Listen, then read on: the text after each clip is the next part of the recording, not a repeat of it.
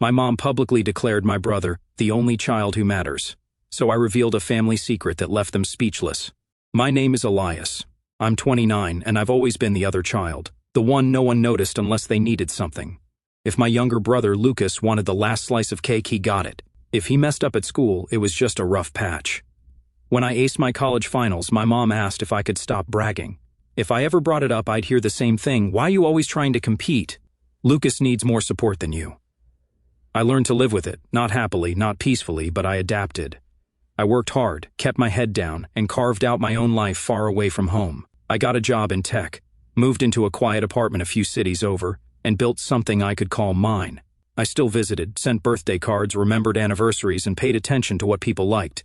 But the affection never flowed both ways, especially not from my mother. Lucas was always the center of gravity in our family. He had this charm that everyone seemed to fall for, a way of turning every mistake into a lovable quirk. He blew through jobs, relationships, and even once totaled the family car. But every time my mom brushed it off with a soft smile and he's just figuring things out.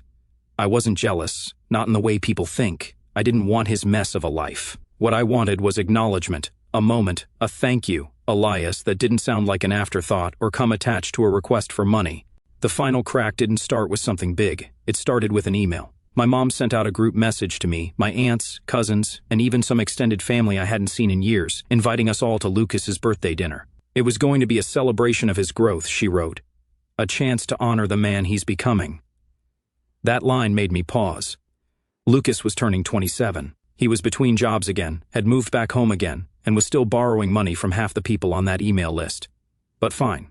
I marked the date, booked the time off, and even picked up a card and a thoughtful gift. A framed map of all the cities Lucas said he wanted to visit someday.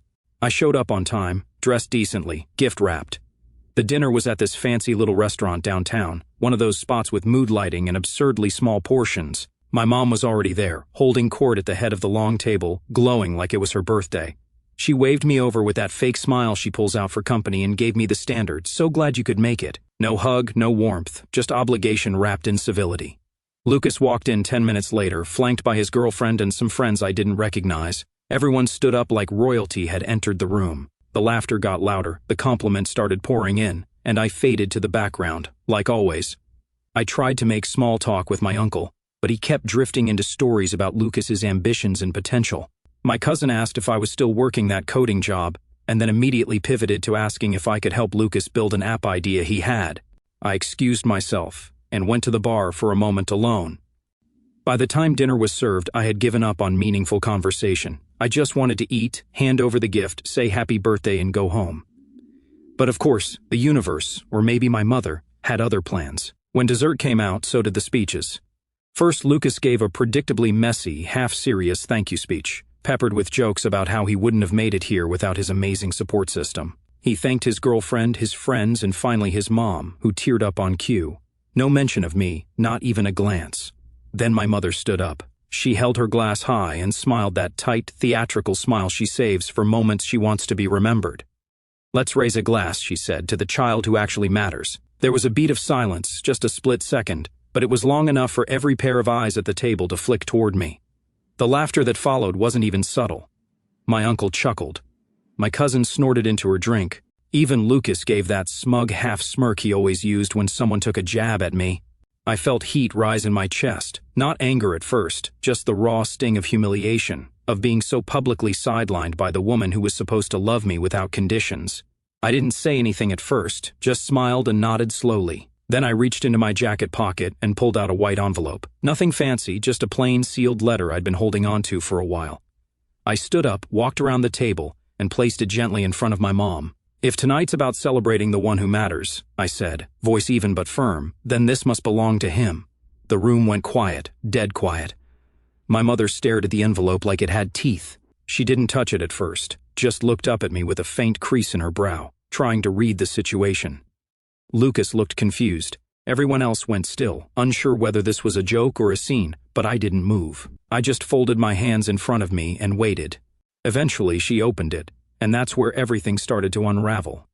She unfolded the letter slowly, like it might explode. Her eyes scanned the page, and I saw the flicker of confusion turn into something darker, tightened jaw, narrowed eyes, the way she always looked when things slipped out of her control.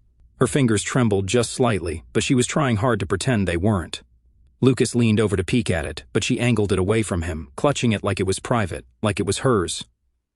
"What is this?" she asked, her voice low but sharp. I stayed standing. "Read it aloud," I said calmly, "since we're all here to celebrate honesty and family." She didn't.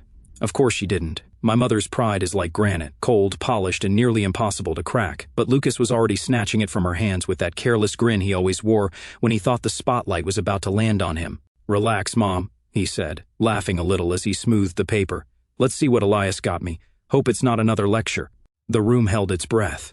He started reading, his voice cheerful at first, to the one who matters, since I've never been given much of a chance to say this out loud. "I figured your birthday was as good a time as any." He slowed down, his grin faltering as he read ahead. "I've spent years watching this family bend over backward to make you feel like a king." He stopped, looked up at me. "Is this a joke?" "Keep reading," I said, still standing there, calm on the outside, heart thundering inside my chest. Lucas glanced around, now visibly uncomfortable, but pride got the better of him. He continued, but the tone had shifted. Gone was the casual humor. His voice wavered, watching our mother turn every gathering, every conversation, every drop of attention into a mirror for you to admire yourself in. "I've watched you fail upward while others cleaned up your messes, and somehow you still got the credit, the praise, the second and third and fourth chances." Now the murmurs started. Chairs creaked. A few people exchanged looks. My aunt shifted in her seat and my cousin's mouth fell open. I stayed still, letting the silence gather weight. Lucas tried to scoff, tried to throw on that usual smirk, but his voice cracked. "Okay, Elias, what is this?"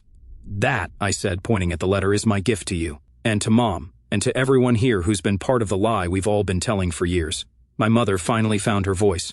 "You think this is appropriate? You think humiliating your brother on his birthday is something to be proud of?" My jaw tightened, but I didn't raise my voice. "You humiliated me the moment you raised that glass and said what you said, and everyone here laughed like I wasn't sitting at the same table." Lucas tossed the letter onto the table like it was garbage. "This is pathetic. Seriously, man? You waited until my birthday to pull this stunt? Grow up." I laughed once, bitterly. "You still don't get it. You never will." There was more in that envelope, of course. That letter was just the beginning. What no one at that table knew, not yet, was that I had spent the last 6 months quietly untangling myself from this family. His dysfunction, cutting the cords they didn't even know they had wrapped around me. No more emergency money transfers for Lucas. No more helping my mom file taxes she never thanked me for. No more being the backup plan. And I had something else in that envelope too, something official, something legally binding. But that part, I hadn't told anyone yet, not even my closest friend, because I wanted to do it right. I wanted them to see, to feel the shift when the ground started to move under their feet. Tonight was just the prelude, the first strike, and I wanted every word to land. Still standing, I reached into my jacket again and placed a second, smaller envelope on the table, this time directly in front of Lucas. "What now?" he said, arms crossed, his voice rising. "Another speech? You want applause or something?" I looked at him, really looked at him, and for the first time in a long time, I didn't feel small next to him. I didn't feel like the second choice or the shadow. "No," I said quietly, "just accountability." That's when Lucas opened the second envelope, and everything stopped. He blinked at the contents, read the words, read them again, then looked up at me, face pale. My mother snatched it from him and scanned the page. Her mouth opened, but no sound came out. The second envelope wasn't long, just a few sentences printed neatly on legal letterhead. But the weight of it hit like a sledgehammer. Lucas stared at me like I'd just detonated something sacred. My mother, meanwhile, had gone from confused to flushed with rage. Her lips parted closed, then parted again like she wanted to scream but couldn't find the right weapon yet. What she was holding was a formal letter from my lawyer, confirming that the ownership of our grandfather's cabin, the one my mother and Lucas had always treated like their personal vacation home, had been officially transferred to me. The cabin wasn't just a sentimental spot. It was our grandfather's legacy, the only real asset he left behind when he passed 3 years ago. He'd adored that cabin, maintained it until his final days, and invited us there every summer. But more than that, he'd loved me, quietly, steadily. Even when my mother brushed off my milestones or treated me like a nuisance, Grandpa Dean had made it clear I was the one he trusted. But of course, no one asked me what happened after the funeral. No one cared that he left behind a handwritten note for me with the keys. No one paid attention when my mother announced with confident finality, "The cabin will go to Lucas eventually. Your grandfather would have wanted it that way." Everyone nodded. I didn't even bother arguing. I just waited until the paperwork cleared, Waited until the property taxes and transfer documents bore my name. Waited until everything was airtight. And now I was done waiting. I don't understand, my mom finally managed, her voice tight, like she was forcing civility through clenched teeth. This must be a mistake. The cabin wasn't yours to give. I turned to her slowly. No, but it was Grandpa's to leave. And he gave it to me. He trusted me to handle it properly. And for the last 3 years, I've let you and Lucas use it like it belonged to you. I covered the maintenance, the repairs, the utilities. You know how much I've paid to keep that place standing? She didn't answer, just stared at the letter like it might morph into something different if she blinked enough. Lucas stood up so suddenly his chair skidded back. So what, you're evicting us? You're going to be that guy now? No, I said simply. I'm ending the lie. Starting today, neither of you has access to the property. I've changed the locks. I've notified the caretaker, and legally, you have no rights to it. So whatever summer plans you were cooking up, cancel. Utils. The restaurant was silent. Even the servers had paused nearby, pretending to rearrange menus while very obviously eavesdropping. I didn't blame them. This is petty, Lucas spat. Unbelievably petty. Just because Mom made a joke? I stared at him. It's not about the joke. It's never been about just one thing. It's years, Lucas. Years of being sidelined, laughed at, ignored. I didn't make a scene tonight. You did. I just handed you the truth. He stepped toward me. You think you're better than us now? You think being some tech guy in the city means you can look down on your own family? No, I said calmly but firmly. I think choosing peace over chaos means I don't have to keep letting people like you walk all over me. My mother looked stunned, maybe even a little afraid. She wasn't used to me speaking like this, not without backing down a second later. She opened her mouth, and I knew what was coming. The guilt trip, the trembling voice, their family speech that always came when things didn't go her way. So I cut her off. I'm not doing this anymore. I came tonight because I thought maybe you'd surprise me. Maybe, just once, you'd acknowledge I existed in this family as something other than the fallback plan. Instead, you raised a glass and told everyone I didn't matter, so I made a choice. Lucas let out a bitter laugh. You think this makes you look strong? You look like a bitter little kid.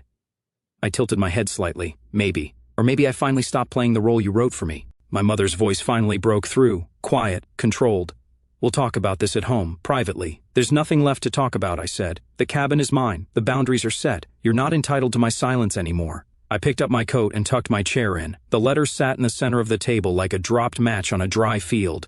I didn't bother with goodbyes. As I turned to walk away, I heard a fork clatter to the floor, my cousin whispering, "Did you know about this?"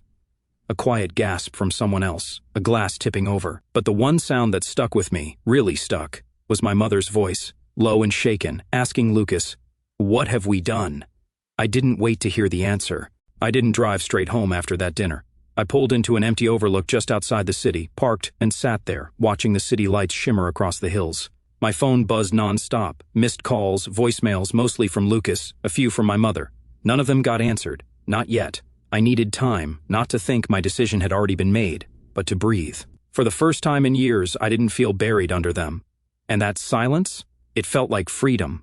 The next morning, the messages turned from confused to angry. Lucas texted, "You blindsided us. Real classy, man. That letter's a joke. You think a cabin makes you better than your family? Call me back now." Then, from Mom, "We need to talk about last night. You embarrassed your brother in front of everyone. You've always been so dramatic. Can't we handle this like adults, Elias? I'm serious. Don't destroy our family over this." And then finally, "Fine. Do what you want, but don't expect us to come crawling when you realize what you've done." I didn't reply. Instead, I emailed my lawyer to confirm the lock change was complete. He'd hired a property manager on my behalf, someone local to the cabin to oversee everything moving forward. I'd given clear instructions. No one, especially Lucas or my mother, was to set foot on the property without written permission from me. But I knew my family, and I knew they wouldn't just walk away quietly. 2 days later, I got a call from the caretaker, Jamie. She was blunt and no-nonsense, the type of person who didn't sugarcoat. "Hey, Elias," she said. "So, your brother and a woman claiming to be your mother showed up this morning." I closed my eyes. "Let me guess. Tried to act like they still own the place?" "Yep. They had keys. Old ones, which don't work anymore, and tried to tell me they were just dropping by to grab a few personal items." I could almost hear Lucas's smug voice in my head trying to charm his way in. "How'd you handle it?" I asked. "Firm but polite," she said. "Told them the property was under new management, name on the deed is yours, and if they didn't leave I'd have to call the sheriff." They got loud. "The mom, your mom, said you were being vindictive." The guy started yelling about lawyers. I sighed. Thanks, Amy. If they show up again, just go ahead and make the call. I'll back you up legally. Will do. And for what it's worth, I've dealt with a lot of entitled people over the years. You're doing the right thing. After hanging up, I sat in silence for a while. I wasn't angry. I wasn't even surprised. This was who they were. My mother had spent years pretending her favoritism was just support, that her neglect of me was letting me be independent. Lucas had built his whole personality around being adored and enabled. Of course they thought they could ignore a legal document. They'd ignored my boundaries for decades. But this time, there would be consequences. The next time I heard from them, it wasn't through texts. It was a group email, subject line, "Family should forgive." The body of the email was long, clearly written by my mother, with Lucas probably standing over her shoulder. It was filled with passive-aggressive remarks cloaked in sentimentality. Things like, "We know you're hurting, Elias. This family has made mistakes, but love should come first. You're acting out of bitterness, and you'll regret pushing us away. Lucas deserves support during this tough time, not hostility. We'll forgive you when you're ready to come back to your senses." That last line was the breaking point.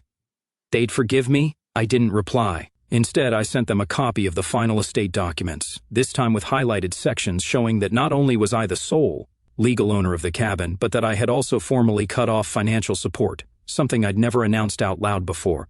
Yes, for years I had quietly sent money, covered shortfalls, paid surprise bills when Lucas bounced checks or when Mom's utilities were overdue. No more. I had formally separated myself from their finances. My lawyer helped me file the necessary documents to ensure I could never be held liable for any debts they might attempt to push my way in the future. I closed the shared emergency account, changed my phone number, and locked down my social media. I went nuclear, but carefully, legally, and permanently, and then I waited. They went quiet. No more messages, no more calls. For 3 weeks, I didn't hear a word. It was eerie but also peaceful. Until I got a voicemail from my cousin Mel, one of the few family members I still somewhat trusted. "Hey, Elias," she said. "I wasn't sure whether to reach out, but things are kind of blowing up. Your mom's trying to guilt the whole family into cutting you off. She told everyone you stole the cabin, that Grandpa left it to both of you, which I know is a lie. Lucas is apparently crashing at a friend's place now because your mom's house isn't big enough, and he's blaming you for ruining his summer. It's bad. Just thought you should know. And for the record, I'm on your side." I thanked her. That message was the final nail, the last scrap of guilt I had left, gone. They had always expected me to be the safety net, the quiet son, the fixer. But the truth is, there's only so long you can keep setting yourself on fire to keep other people warm before you turn to ash. And I was done burning. That summer, I took 2 weeks off work and drove to the cabin myself, alone. When I pulled up the long dirt road, something in me shifted. The air was still. The trees whispered gently with the wind. It was the same cabin I'd visited as a kid, same creaky porch, same screen door that whined when you opened it. But it felt different now, not like a family home, not like something borrowed or temporarily loaned to me. It felt earned. I stepped inside and lit a fire, sat on the couch with a book, drank coffee on the deck the next morning while deer wandered past the clearing. And I didn't think about my mother once, not out of spite, just peace. I never replied to her last email, never called Lucas back. I heard through Mel that they both eventually stopped trying to spin their story after most of the family started ignoring them too. The illusion of Lucas being the golden child didn't hold up once I stopped funding it. It's been almost a year now. The cabin is mine, my life is mine, and the silence I once feared is now my sanctuary. Some people say family is everything, but I've learned that family isn't who shares your blood. It's who shows up for you when you need them, who sees you, who chooses you.